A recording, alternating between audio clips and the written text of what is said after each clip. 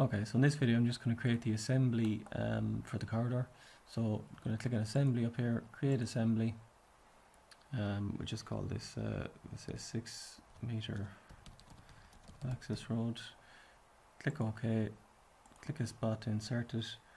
I'm just going to draw a circle around it here so that I can find it again. And it just puts in this target marker. So what we want to do is open up our tool palettes. So Control and 3 will open up the tool palettes. And I'm going to go to the lanes tab and use this lane super elevation AOR.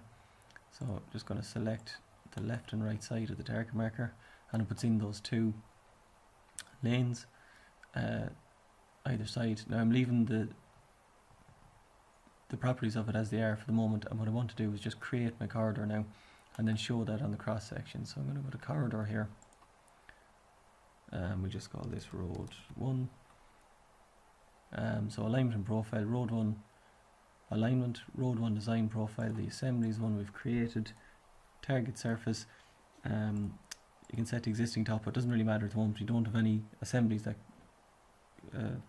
can target a surface on that at the moment, so it doesn't really matter. And then I'm going to untick this for the moment and click OK. That'll create the corridor. If I click on it here in plan, go to object viewer, you can see how it looks.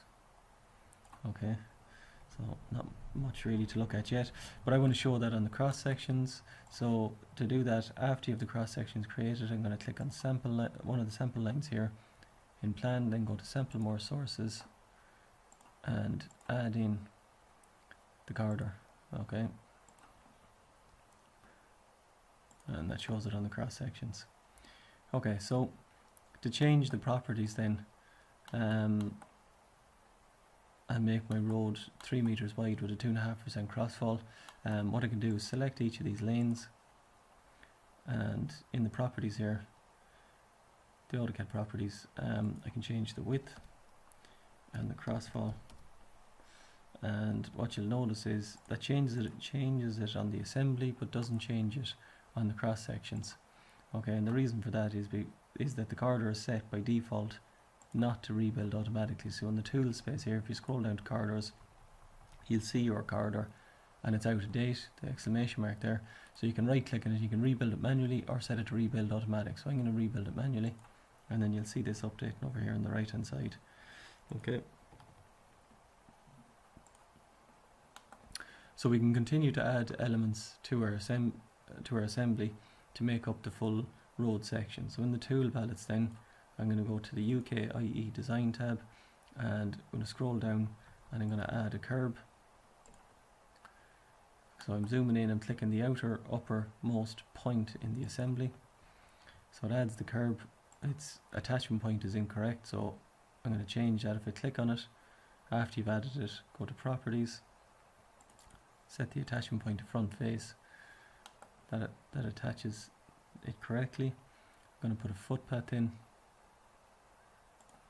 attach it to the back of the curb, and then I'm going to apply some earthworks onto that. And then what you can do is select the 3 of those, click a mirror up here, a mirror to the other side. Okay, if I rebuild my corridor now,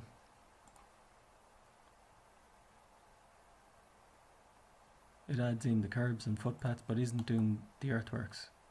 Okay, and the reason for that is that sub-assembly element, that earthworks element, needs a surface to target, needs to know what surface it's going to target in order for it to do its thing. So if I click on my corridor here in plan, go to edit targets, click inside the corridor, and set the surface targets here for the earthworks assembly, both left and right. I'm going to set them to my existing surface and then rebuild the corridor. Again, you'll see it coming in here. Okay, so just press escape when you finish that to get out of the edit targets command. Okay, and that's that.